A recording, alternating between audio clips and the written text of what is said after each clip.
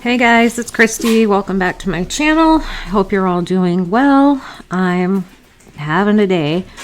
I'm recording this video because there's going to be a little extra sass, a little extra snark. It's going to be a little extra spicy because I just can't with this guy. I'm going to be talking about the disappearance of Anna Walsh from Cohasset, Massachusetts today, and her husband, Brian.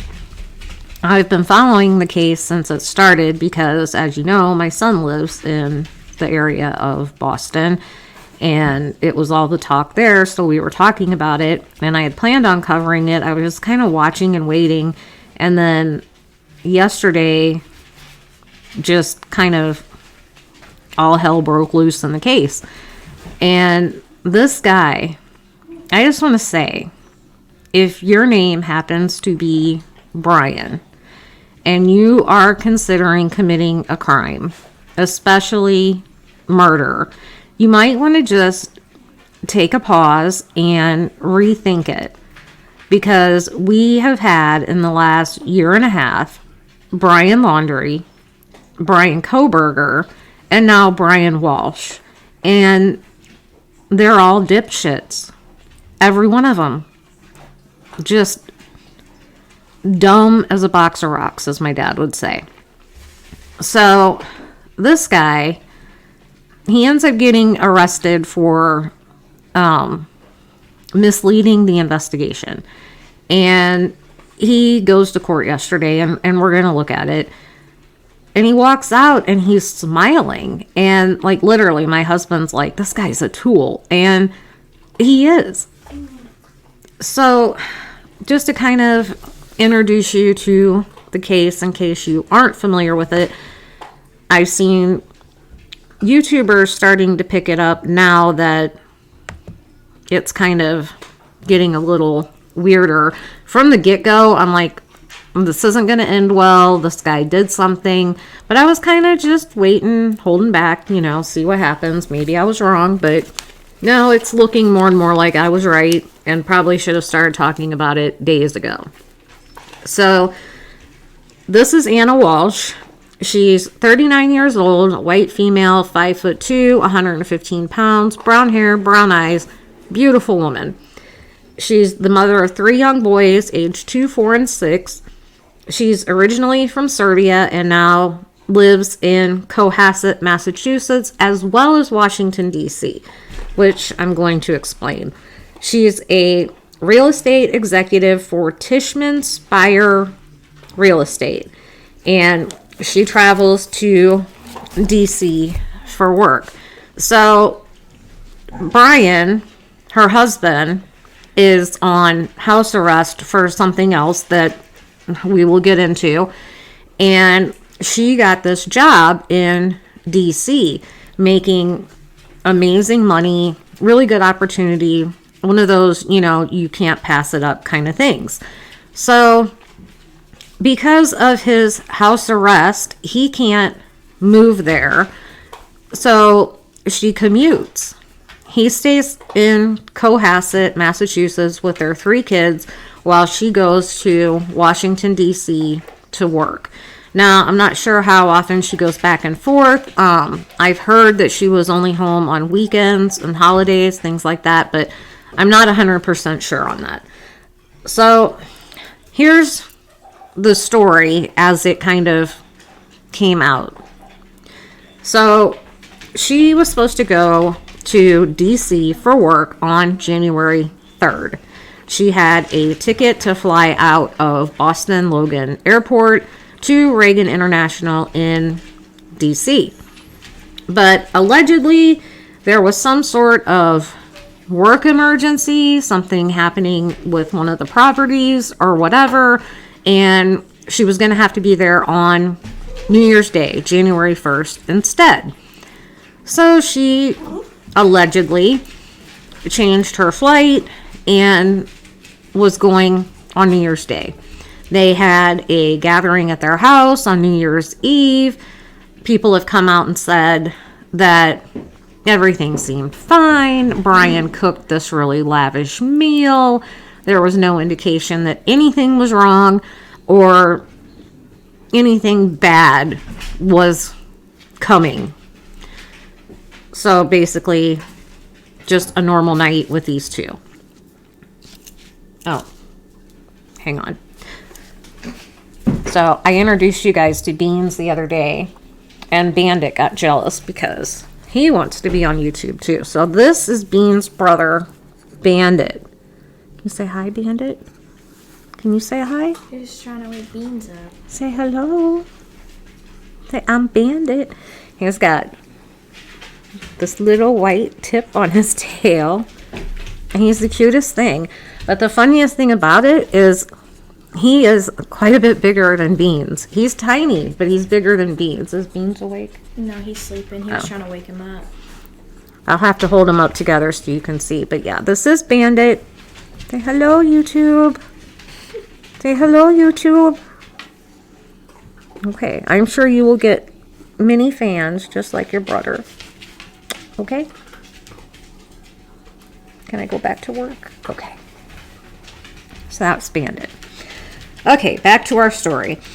So she's supposed to have changed her ticket till the 1st. Originally going on the 3rd, but now she's got to go on the 1st. So she allegedly was last seen at her house about 4 a.m. She was supposed to have ordered a rideshare like Uber or Lyft or whatever to take her to the airport to catch her flight. And this was like her normal procedure. I think she had a car in DC, but when she traveled from Massachusetts, she just took a ride to the airport. Let's see. She never made it to the airport. She never got on a flight. She never changed her ticket from the 3rd to the 1st. She was still holding a ticket for the 3rd. Her employees called to check on her on the 4th because she didn't show up for work. And this apparently is when Brian realizes, oh, something happened. So the employees and Brian basically call at the same time to report her missing on the 4th. So I don't know why, if she was supposed to be flying out on the 1st, he wasn't concerned that he hadn't heard anything from her. Maybe that's normal. I don't know. I would think she probably would have wanted to call and talk to her young boys, but I don't know. But for whatever reason, as the story went, he didn't realize there was a problem until they called saying she hadn't showed up for work. So they call her in and report her missing. And then they start the search. They did, some police flew to DC to check things out there. Like I said, they checked the airport, they checked with all the airlines, they checked with Uber, they checked with Lyft, and they did a ground search around her home in Cohasset. And then after, I believe it was 2 days of the ground search, they just called it off. And when I heard that, I'm like, what the F? I mean, it's only been 2 days and you're already going to quit searching? Like, what?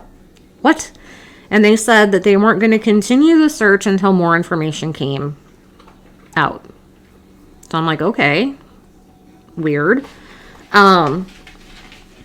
Then, amazingly enough, and apparently this is just a coincidence, the home that her and Brian and their kids had lived in prior to the one they live in now, they had just sold it within the last several months, goes up in flames. Yeah, goes up in flames. And apparently there's no connection. It's just some random coincidence that this happened during her missing persons investigation, but it was interesting. And then Brian gets arrested. And like I said, it was for misleading a police investigation. So before I get into my description of Brian, I'm going to play you a short news clip where they kind of describe what people thought of Brian and who Brian really is. So let's take a listen to that.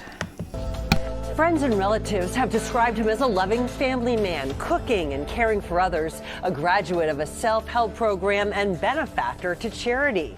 That's one side of Brian Walsh, but court records reveal much more. On Anna Walsh's Instagram page, the appearance of a happy life. No indication of her husband Brian's troubled history. Anna was an immigrant from Serbia when she met Brian in 2008. She was working at the Deluxe Wheatley Hotel in Lenox. He came from money, the son of a physician, attending boarding schools and top universities. Married in 2015, but according to court records, Brian was already conducting an international scheme to sell forged Andy Warhol prints. His victims include a college friend, his own dentist, and a Beverly Hills art dealer, the owner of the largest Warhol gallery in the world. I was a victim of a scam. He was the one and only guy who got one past me. And if you were going to describe Brian Walsh in a few words, how would you describe him? He was very calculated, almost genius about how he went about things. Friends and family wrote to the court after Walsh pled guilty in 2021, giving clues to his troubled childhood. Anna wrote to the judge that Brian was told he was a loser, that his parents should not have had him, that he had no chances of making anything of himself in life, and that he was a lost cause. Brian himself wrote about the journey of self-growth he underwent. I've created a contract for myself. I am an honest, courageous, loving leader. But prosecutors painted a different picture, writing that Walsh engaged in a pattern of lies, deceit, and fraud. The full scope of the fraud might never be discovered. Prosecutors referred to other problems. Walsh borrowed $500,000 from a college friend and never paid it back. And a 2013 charge of depositing $32,000 in bad checks was continued without a finding. His troubles are continuing in Plymouth Probate Court, where in court papers his brother says Walsh has withdrawn significant funds from their father's estate without accounting for them. Brian Walsh is still awaiting sentencing in the art fraud case. It's been delayed in part over questions about that possible fraud involving his father's estate. And now the future is even more unclear. So that's Brian. You could see in that clip where he comes out of court yesterday after being arrested for this and his wife's missing, and he is smiling. Like, what? And yeah. So let's talk about Brian. All right. So my daughter-in-law is originally from Massachusetts, so she has the accent, and I love the accent. And so when it comes to pronouncing like the names of these towns and stuff, I checked with my son to make sure I was saying everything correctly, because they'll come down on you hard if you don't. So I asked him also, like, what is a word for like a complete moron, a total dipshit? Is there like any Boston slang for that? And he said they call each other dinks a lot. So this guy is what you'd call in Massachusetts a dink. And I will say he's a wicked loser. A wicked loser. That's my accent. He's a tool. He's a moron. He has quite the past and probably thinks he'll get away with this because he comes from money. I think he thinks he's smart, but actually you're not wicked smart. You're wicked stupid. After his dad passed away, he broke into his dad's house and destroyed the will that he had purposefully been left out of. He then looted Dali artwork from his dad's property along with other items to sell. He specifically stole the Salvador Dali painting called The Horseman of Death. He also stole other paintings, luxury items, and a car. He then allegedly tried to sell his dad's $710,000 home for $140,000 more than it was worth. Yeah. So, let's see. Let's put, how about this picture? This is him coming out of court yesterday. He's also an art swindler. He pled guilty to fraud charges after selling fake Andy Warhol paintings. He was accused of his family of stealing nearly $1 million from his father, Dr. Thomas Walsh, before they became estranged in 2009. Okay, so a little bit of a timeline here.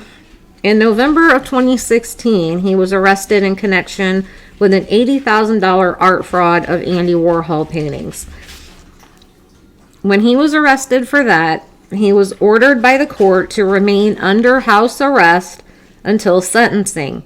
He's yet to be sentenced for the fraud, so he still has an ankle monitor on, and that is significant. He's being electronically monitored right now when all of this is happening. So on January 1st, 2023, Anna reportedly booked a rideshare, Uber or Lyft, to take her to Boston Logan International Airport at 4 a.m., but it's unclear if she ever got into the car.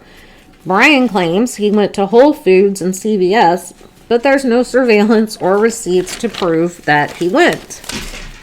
January 2nd, Brian tells law enforcement that he only left the family home in Cohasset to take his son for ice cream. He's caught on surveillance footage buying $450 worth of cleaning supplies at Home Depot. Anna's phone pings at the house on January 1st and January 2nd. Now remember, she's supposed to be in D.C. January 4th, Anna is reported missing.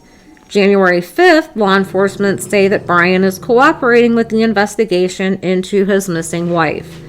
January 8th, Brian is seen leaving the property in a red Volkswagen. The 3 boys are taken away in a separate vehicle, and they're in foster care now. Sorry. Officers execute a search warrant at the Walsh home and find blood in the basement along with a broken knife. A Volvo SUV was taken from the home, and the grounds of the home were searched. Police arrest Brian on suspicion of misleading the authorities in the investigation, but have not charged him with anything else. January 9th, Brian was arraigned in the Quincy County District Court and is being held on $500,000 cash bond. Okay, now this I found interesting. So Anna's mom is still in Serbia, and she did an interview and says a week before Anna disappeared, she pleaded with her mom to come visit from her home in Serbia. Her mom says Anna said, "Please, Mama, come tomorrow." This makes her mom think there were problems at home with Anna and Brian. Her mom also recalled that Anna had sent her a text on Christmas asking her mom to travel to see her the next day in D.C.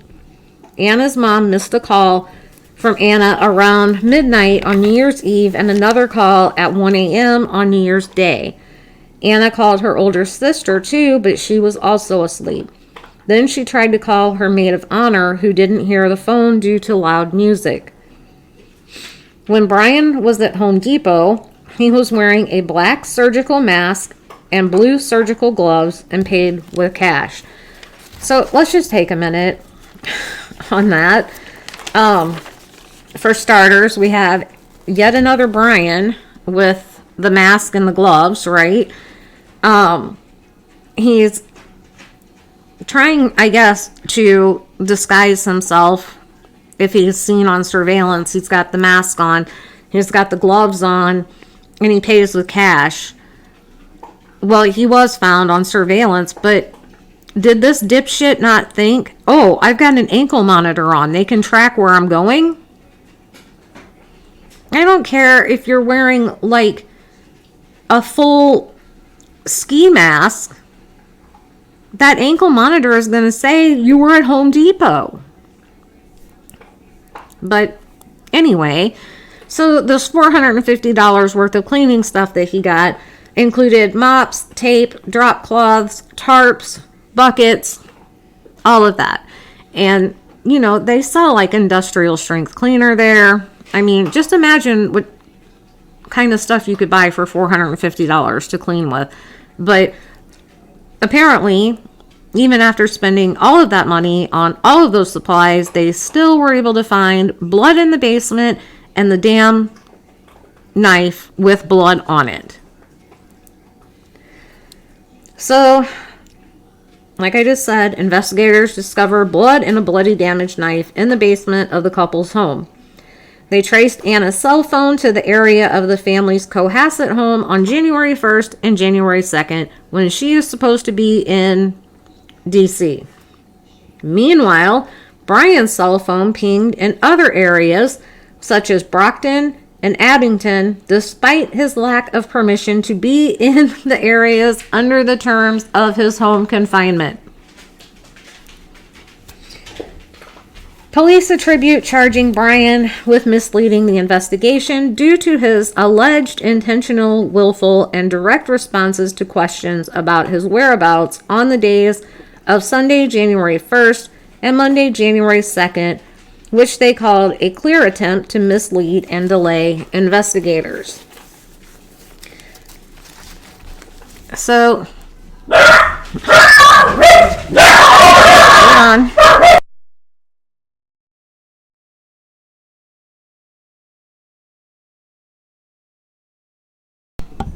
Sorry, I don't know what they're barking.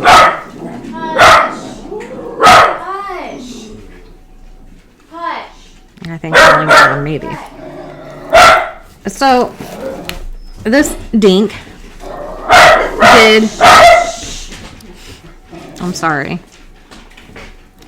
did internet searches for how to dismember a body and how to dispose of a 115-pound female body. Are you freaking kidding me right now? And I just want to mention that when I heard that report, somebody made the comment and they said, it's not normal to search for that when your wife is missing. And all I could think is it ever normal to search those things? I mean, if you looked at my search history or any true crime creator's history, it's probably got some stuff in there that would make you wonder about us. But I mean, come on. Look at her statistics. 5'2", 115 pounds. He looks up how to dispose of a 115-pound woman's body. Really? Really? Come on. I mean, this is one of those things that you're like, are you freaking kidding me? Like, damn, dude. So, he left his house without his cell phone, got lost on the way to his mom's house, which, I mean, what? You got lost going to your mom's house, your own mom's house. Had you never been there before? Give me a break. How does that happen?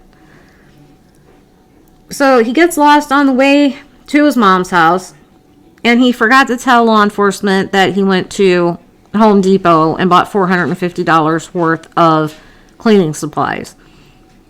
So he said he took his kid to get ice cream.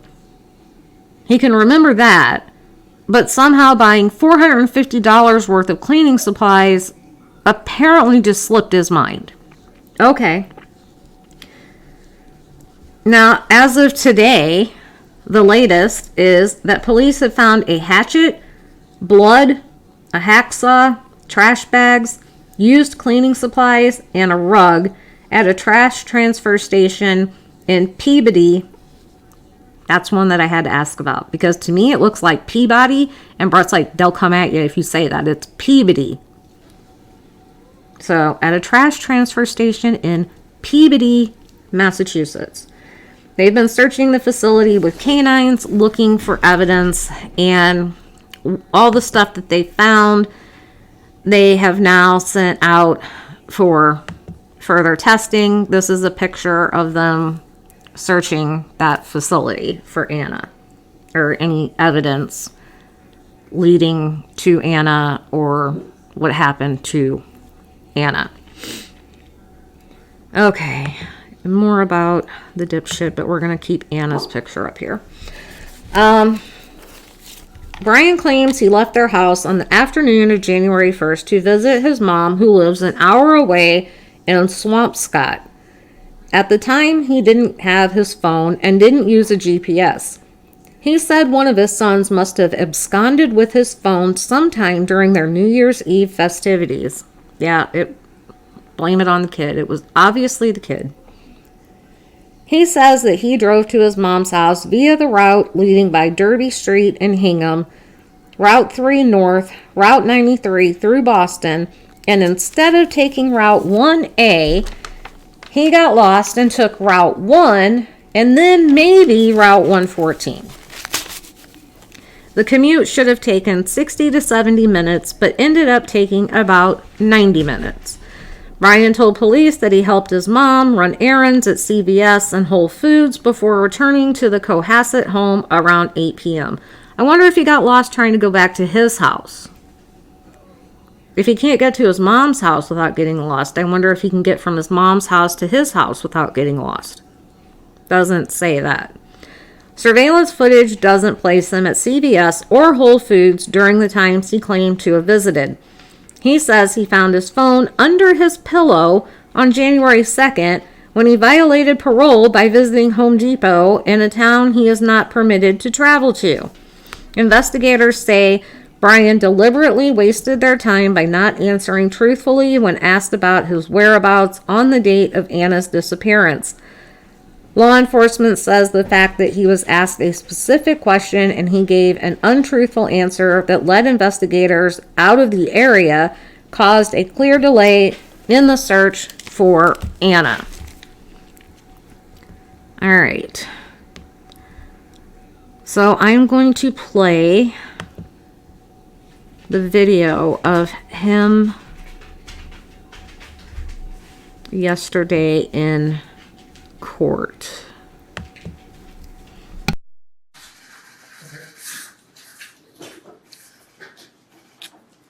Mr. Brian Walsh, this is complaint 230136 out of Cohasset. You're charged with intimidation of a witness on the 8th of January 2023. A not guilty plea will be entered. Do you understand that charge, Mr. Walsh? Yes. I'll hear from the Commonwealth. Yes, good morning, Your Honor. Lynn Beeland for the Commonwealth. Your Honor, the charge before the court right now, the defendant is charged under the intimidation, that being misleading the police in the course of an investigation. The investigation was into the missing person of Anna Walsh. Anna is the wife of this defendant. She's 37 years old. They have 3 children, 2, 4, and 6. Anna Walsh was last seen on New Year's Day about between 4 and 6 a.m. in the morning. The defendant indicated that she left the house to go, she works in Washington, D.C. The defendant indicated in the subsequent interview that she left the house around 6 a.m. taking an Uber or Lyft to go to the airport, where she was going to go to work in D.C. That was the last time she was seen. In the course of the investigation, police were notified around January 4th by her employees in Washington, D.C. that she had not shown up for work on January 4th. That was the first time that she was notified that she was missing. Up until this point, the defendant had not notified anyone that she was missing. In the investigation was determined that she actually had a plane ticket for January 3rd, which she did not use, and did not show up at the airport nor her D.C. job or her apartment in D.C. It was indicated that the defendant They checked, police checked during the course of this investigation. There was not a Uber or any kind of Lyft that had picked her up on January 1st. In fact, in the course of the investigation, it was determined that her cell phone pinged in the area of the house, which is located on Chief Justice Cushing Way, that her phone pinged on the 1st and the 2nd, which is after the defendant had said she had left. Additionally, the defendant right now was on house arrest, pending sentencing in federal court. Part of that probation and condition, he was to report his whereabouts if he was to leave the house. He indicated as part of the investigation, when police spoke with him, that on January 1st, he went to his mother's house. However, it took him a lot longer because he got lost going to his mother's house in Swampscott. He also subsequently indicated and stated to the police that he went to Whole Foods and CVS. Police subsequently did surveillance and checked. There was no surveillance or indication that he went to Whole Foods, nor CVS. He indicated he purchased some items. There's no receipts for him having purchased that. He then returned home. Surveillance was checked by several police during this time frame. These statements caused a lot of delay as part of the investigation, as police now were focusing on the North Shore. He further indicated that on January 2nd, as he was supposed to report in, that the only time he left is that he went to take his son for some ice cream. Surveillance checked during the investigation indicated that the defendant, in fact, on January 2nd, sometime after 4 o'clock, went to the Home Depot, which is in Auckland. He's on surveillance at that time, purchasing about $450 worth of cleaning supplies. That would include mops, bucket, tops, T-Vex, drop cloths, as well as various kinds of tape. He's on surveillance at that time on January 2nd, even though he said he never left the house. Police obtained a search warrant and actually searched the house with crime scene services. During that time, they found blood in the basement. Blood was found in the basement area, as well as a knife, which also contained some blood. Could you repeat that last time, Mr.? Yes, in the basement, crime scene services recovered and found blood in the basement area, in a section of the basement. There was also a knife that was found. On the knife, there was also blood, and part of the knife was damaged. Your Honor, these various statements caused a delay in the investigation, to the point that during the time frame when he didn't report his wife and gave various statements, that allowed him time to either clean up evidence, dispose of evidence, in causing a delay.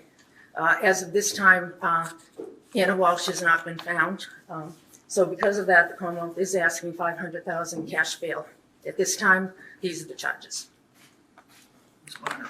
Good morning, Your Honor. Mr. Walsh's wife has been missing since January 1st, and it is true that her employer contacted the police on January 4th. However, that was as a result of Mr. Walsh, Brian Walsh, contacting the employer to say, I haven't heard from my wife. The employer suggested that their security team, who was a former law enforcement officer, contact both the Cohasset Police and the DC Metro Police, which he did. Mr. Walsh has given several interviews. We have consented to searches of his home. We have consented to searches of his property.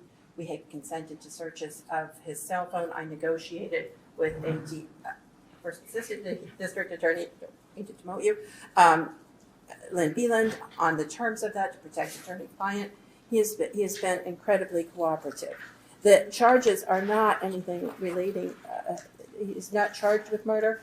He's charged with misleading investigators by not saying, as I understand it, he went to Home Depot in Rockland.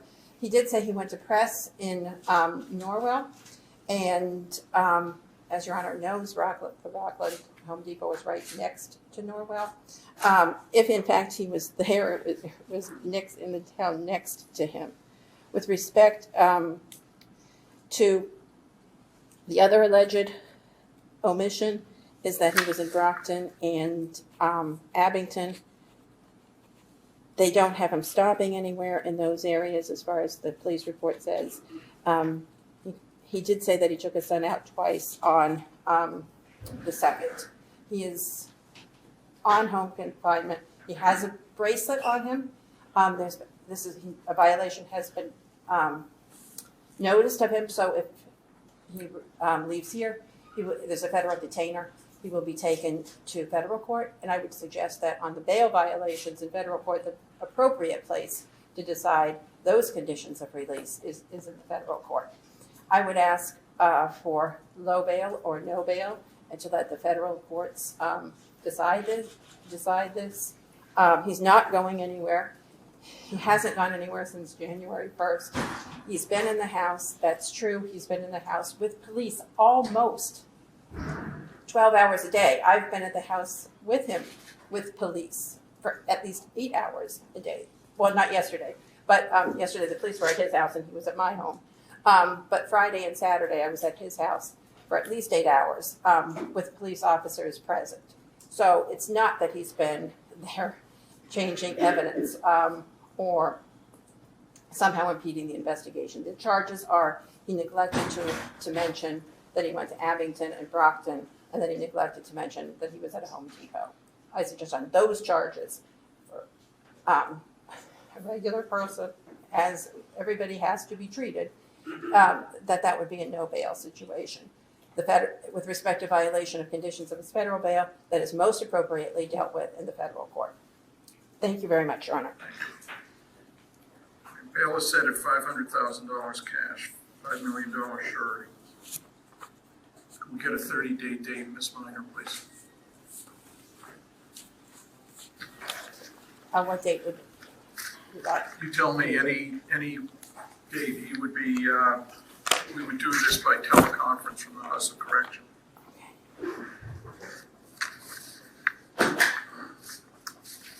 Richie, I want you to keep the, Yeah, if I can I just have a look. copy of the warrant, so keep that in the file, please. Thank you.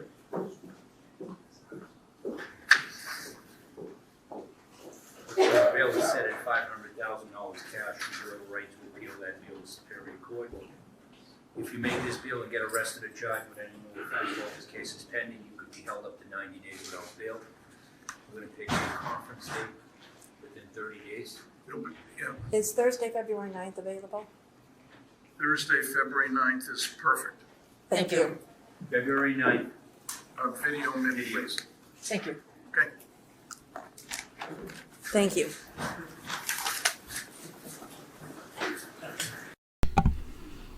All right. Does this guy not look like one of the Blues Brothers or something? Like, put some black Ray-Bans on him. I mean, this guy... I mean, what's with the hair? I don't know. I can't with this guy. I just can't. Let's take a look at the probable cause. It says Walsh has been convicted in federal court on felony fraud by wire and is currently on pre-sentencing probation. The probation conditions include monitoring and home confinement. Walsh must request leave from his home each week and specify the time and need for such leave. On the week beginning Sunday, January 1st, 2023, Walsh was granted leave for dropping his children off at school each day from 8 a.m. to 10:30 a.m. and picking up the kids from 3:15 p.m. to 6:45 p.m. Among other approved leave times were 11 a.m. to 1:30 p.m. for shopping on Wednesday, January 4th, 2023. On Sunday, January 1st, 2023, Walsh had requested travel between 3 p.m. and 9 p.m. to drop off his mother. Walsh told investigators that his mother had a recent cataract surgery and she was staying with him at his residence so he could assist her. Walsh said he had this time scheduled so he could bring her home after her recovery. During the interviews with Walsh, he stated that his mother had recovered from the surgery quicker than expected and had driven herself home. However, he still used this time that he had approved to go visit her and run errands for her. The errands were the trips to Whole Foods and CVS that investigators later showed did not occur. Through hours of viewing video evidence, It is also important to note that this is the day one of Anna being missing. So mom had cataract surgery and she's staying with him to recover. Okay, my dad had cataract surgery and I had to drive him around, so I get it. But apparently she had this miraculous recovery that was quicker than expected, and she just drove herself home.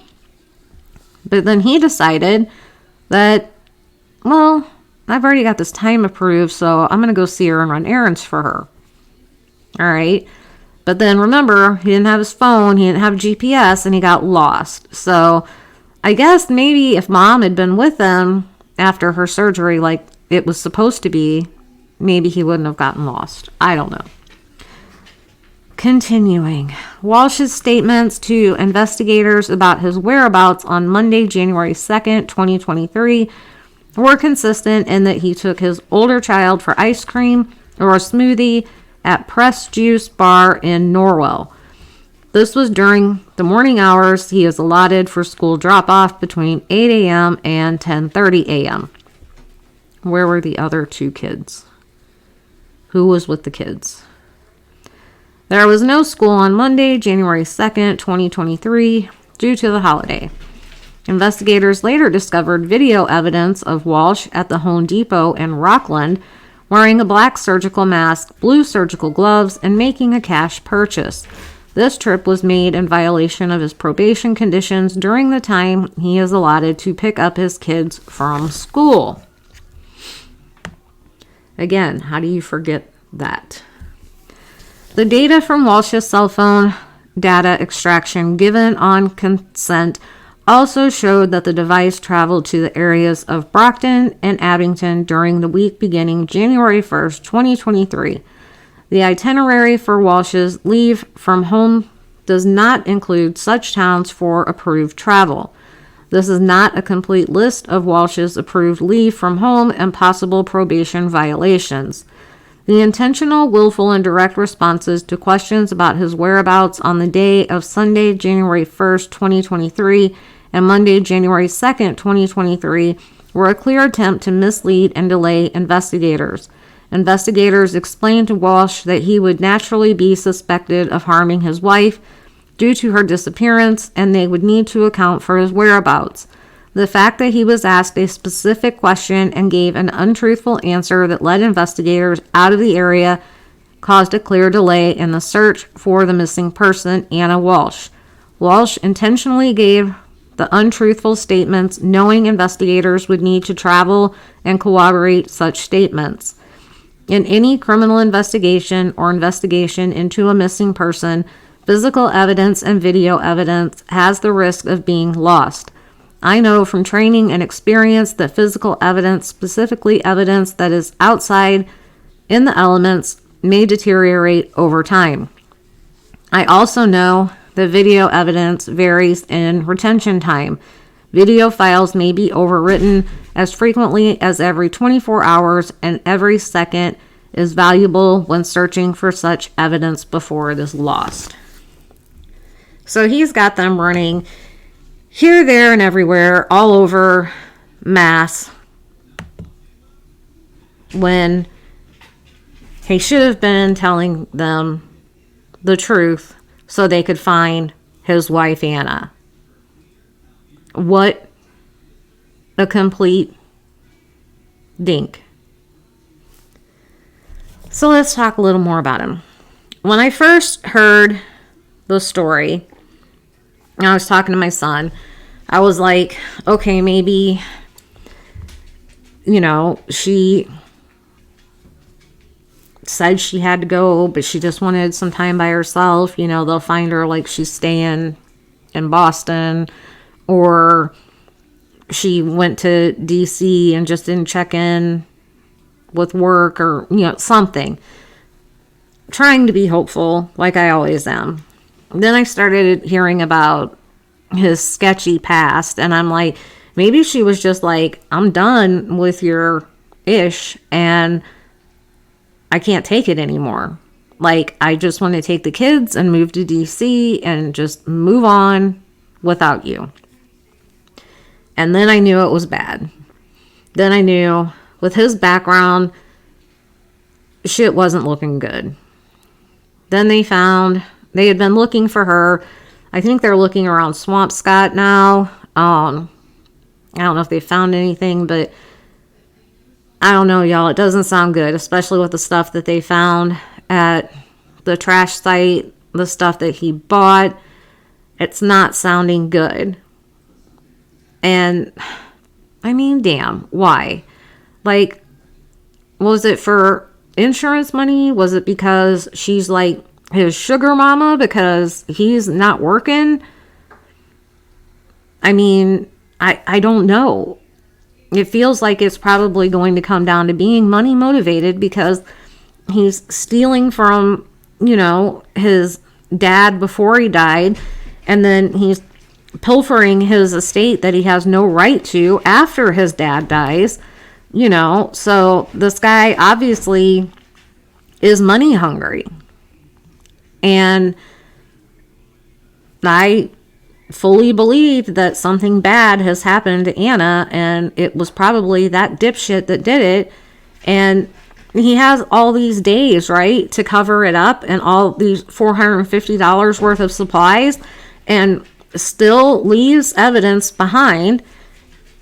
He's got an ankle monitor on, so whether you've got your cell phone with you or not, they're still going to be able to tell where the hell you were. I mean, this guy's an idiot, and thank God, because if he did do something to Anna, he needs to be put away. She deserves justice. But let's talk about what else he did in his past. And it didn't physically harm people, but it's still bad, and he still needs to pay for that. So the court claims that he stole more than $100,000 from his dead father's bank accounts, with the assets quickly converted to cash. A ruling said he was not legally entitled to any of the items that he took, adding that it was to sustain his lavish lifestyle. Court documents also show Walsh used the funds from the Warhol fraud to go shopping with his wife in Prada while in France after receiving $145,000 from a victim. And then there's a picture. It says she worked for a real estate behemoth, Tishman Speyer, and the couple owned several properties together, their home in Cohasset and a $1.3 million house in D.C. Legal documents show that the younger Walsh, Brian, raided his father's home, stealing thousands of dollars worth of artwork and luxury items, including paintings by Salvador Dali and Joan Miro, as well as a car. Court documents linked to Walsh's Warhol fraud claim that his wife, Anna, benefited from the fraud. Money also allegedly went towards paying credit card debt, which included charges for travel and restaurants. Walsh has still not told the FBI what he did with the Shadows paintings, that's the Warhol paintings, that I guess allegedly he stole the real paintings and then was selling forgeries. So he still hasn't told them what he did with the shadow paintings, and led the FBI on a multi-year investigation because of his multi-year crime spree. One of his victims, Ron Rivlin, the owner of Revolver Gallery in Los Angeles, found Walsh selling 2 Andy Warhol paintings for $100,000 each in November of 2016. Walsh told Rivlin he was selling the works at a great loss in order to pay for home renovations, with Rivlin agreeing to purchase both paintings for $80,000. The pair signed a contract which explicitly stated that Rivlin had 3 days to get a full refund, according to the Massachusetts DA's office. Rivlin made several attempts to contact Walsh after discovering they were inauthentic, but contacted authorities after Walsh only refunded him $30,000. Court documents show that he failed to inform probation about 2 IRAs at Fidelity, one of which he contributed $91,000, and left off a 2014 Fiat and 2015 Maserati, which his wife Anna drove. The legal documents say of his Warhol fraud, the crime was devious, complicated, and planned. He traveled to multiple countries. He enlisted multiple artists to prepare fake paintings with multiple lies. He involved private galleries, auction houses, and even eBay in his scheme. He manipulated and stole from people who trusted him, welcomed him into their homes, and considered him a close friend. He crafted stories and lies about the paintings to make the fraudulent sales believable.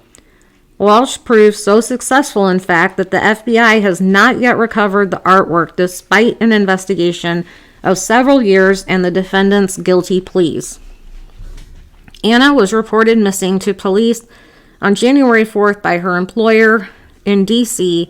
and her husband, a stay-at-home father, 3 days after she was last seen on January 1st. Let's see.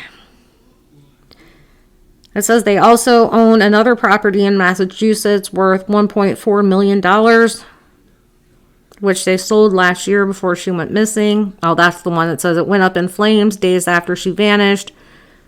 But cops investigating the matter said it was not linked to her disappearance.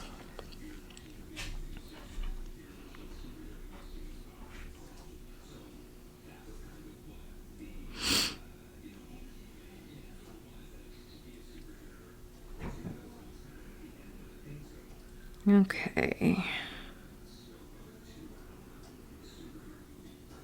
Here's a picture. I don't know if you can see. That's the former house that they had that went up in flames. He told police he was asleep when Anna ordered a ride to Logan International Airport in Boston. Of course he was.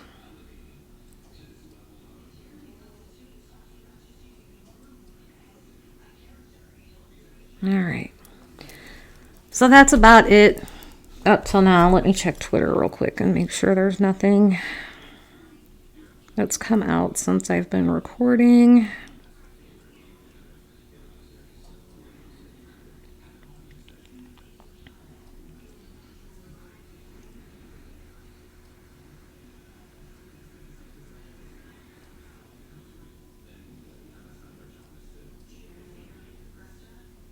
Nope, doesn't look like anything. Cops search second waste facility and hunt for missing mother of 3 as officers scour plant where trash is burned to make energy after finding blood, hatchet, hacksaw, rug, and used cleaning products at compactor site.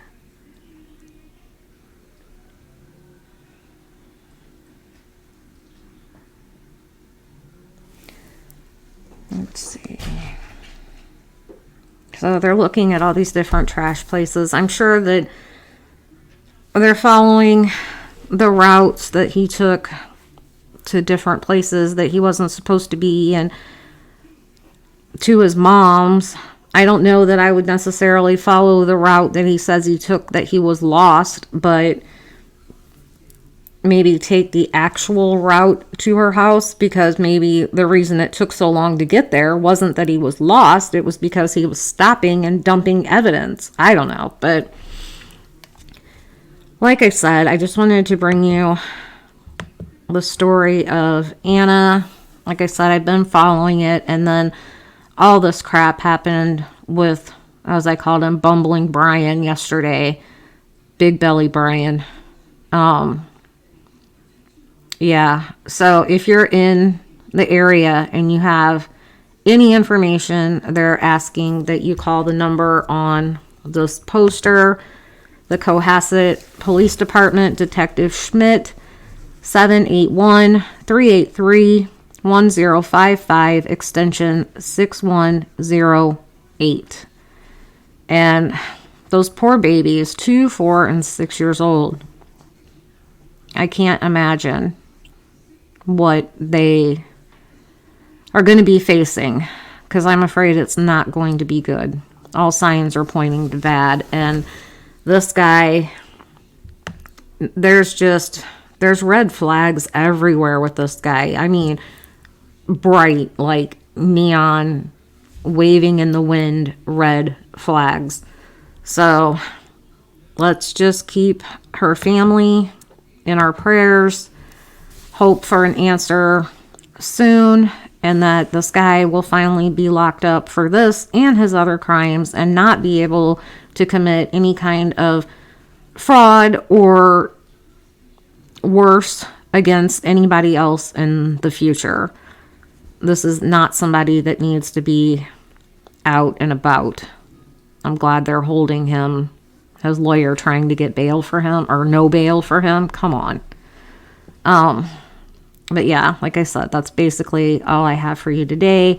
I'm working on more on the Idaho 4 case, diving deeper into Brian and the probable cause. But I didn't feel like talking about the Nothing Burger today. I thought I'd talk about this Brian instead. So if y'all have a Brian in your life, you might want to check up on him. I think there's something wrong with these Brians right now. I don't know, but thank y'all for spending a little bit of your day with me to learn about this not wicked smart, wicked stupid loser from Cohasset. And let's just pray he gets caught up with soon. Give this video a like, please. If you haven't already subscribed, subscribe. I know some of you are not getting your notifications, and I would say when you subscribe, I tell you to click the bell to all so you get notifications. If you're not getting your notifications, click the bell off and click it back on and see if that helps. If not, unsubscribe and resubscribe. Don't forget to resubscribe. I don't want to lose you as a subscriber. But like, share, subscribe if you don't mind. It really helps the channel and it helps get my videos out there. Every like, every comment helps push it out there for more people to see. And this story is definitely one that more people need to be aware of. And I just like talking to you guys in the comments. So leave me some and let me know what you think about all of this. But yeah, I guess that's about it. Like, share, subscribe. If you share it, please use the hashtag Anna Walsh with an E. It's ANAWALSHE. Anna Walsh missing. Find Anna Walsh. Any of those hashtags. And that way people that are looking for information can find it quickly. So everybody have a great rest of your day. And as always, I will see you all in the next one.